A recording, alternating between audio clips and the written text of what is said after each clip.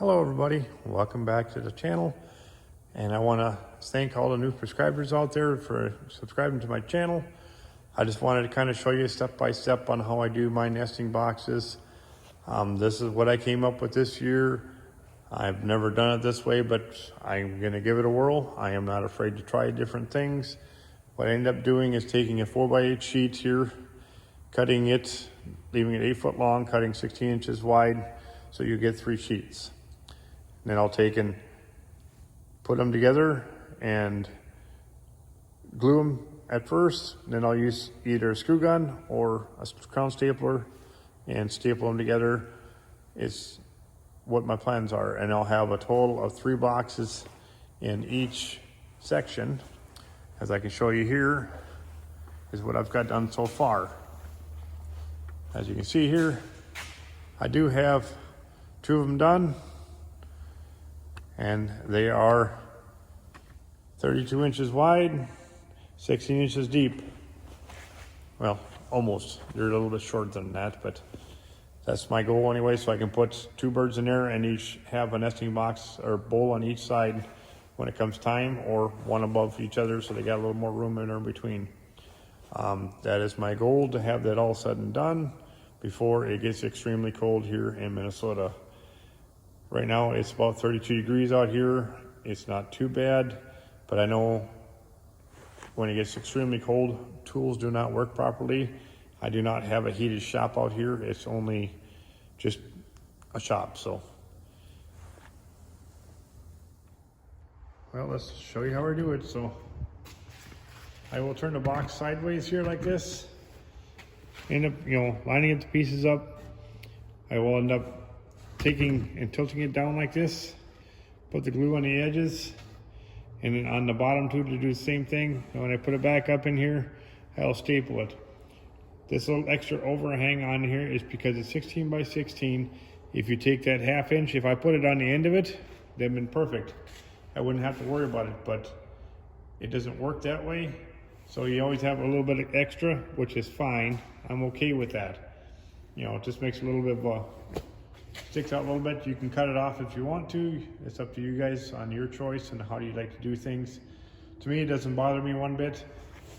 As you can see here, you can see it here too on these ones.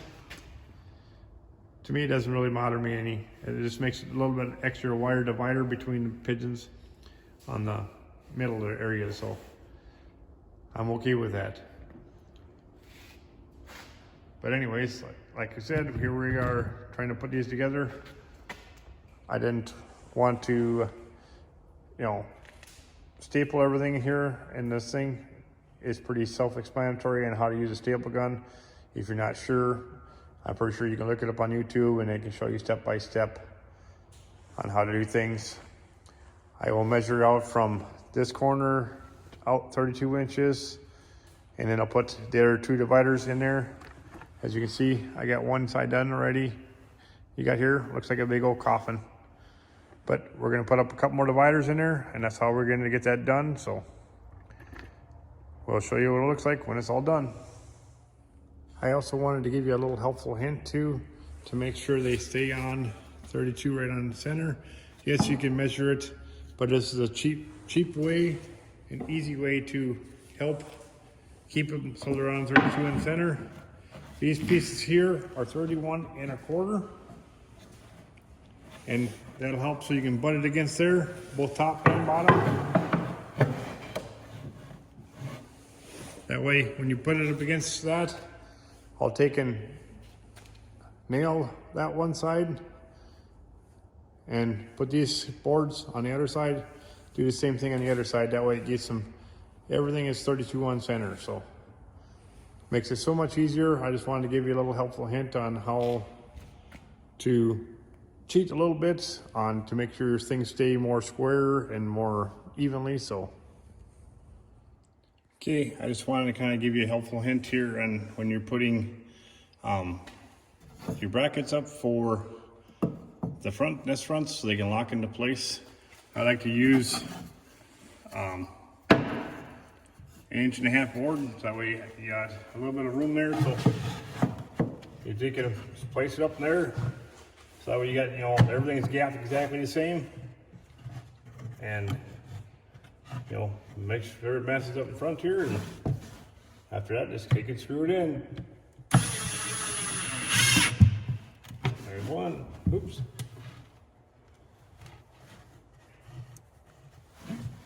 Here's two.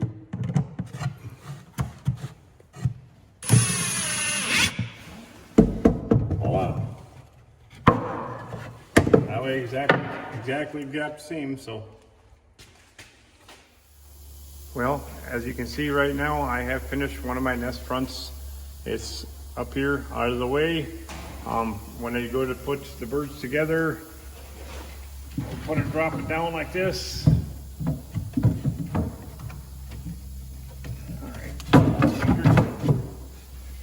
That way you can lock them in there and they can run around and be mated with this some too.